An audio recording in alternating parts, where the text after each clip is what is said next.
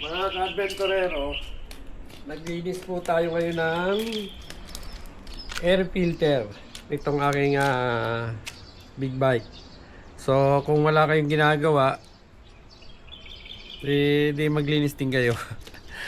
Kasi ano madalas kasi daily ko ginagamit itong motor ko. So every quarterly ko nililinisan to. O kahit tumaas ng ang gas natin, kaya pa rin natin magmotor. So ayan, hindi ko na naipakita sa inyo kung paano ko to nilinisan at kung gaano ito kadumi kanina. Pero since kailan ba? October po yata nalinisan to. So ano na ngayon? March.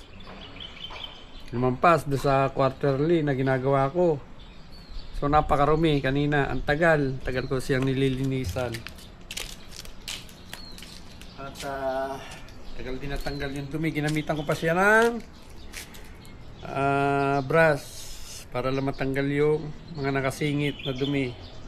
So kanina medyo malangis siya, kaya ang hirap linisan. Ginamit ko lang dito Joy.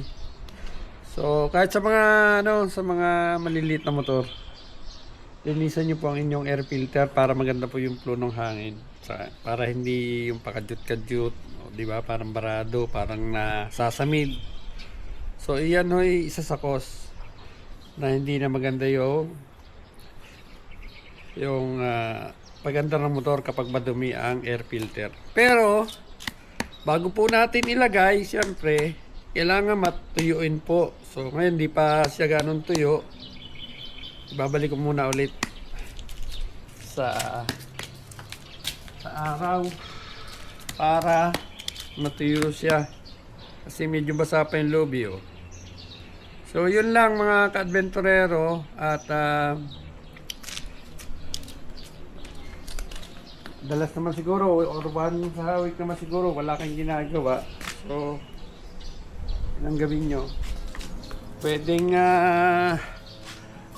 DIY to, kasi hindi naman kayo magkakamali sa paglalagay, pagtanggal at pagbabalik nitong air filter. Kasi pag baliktad ang lagay nyo nitong air filter natin on the XCDB hindi ho siya magkakaigi. So sinisipon ako active ang sinusitis ko. So kahit kayo na lang po ang gumawa, instead na pumunta kayo sa shop, kaya nyo. Hindi ko lang alam sa sa ibang motor ng Honda Big Bikes kung ganito rin yung air filter nila. Pero hindi naman nagkakalayo yun. Ito po kasi ay washable. Ito po ay K&N air filter.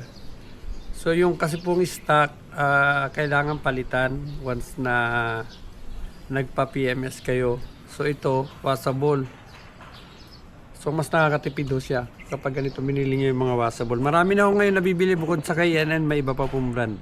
So search nyo na lang sa mga grupo ng mga big bikes, or magtanong po kayo sa mga grupo nyo kung kayo po ay naka-stock filter pa rin.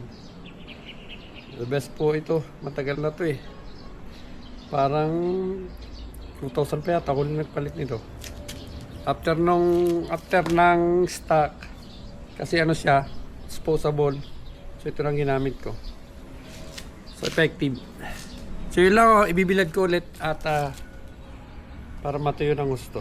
Hindi mamaya ako ikakabit. Ride safe mga ka-adventurero.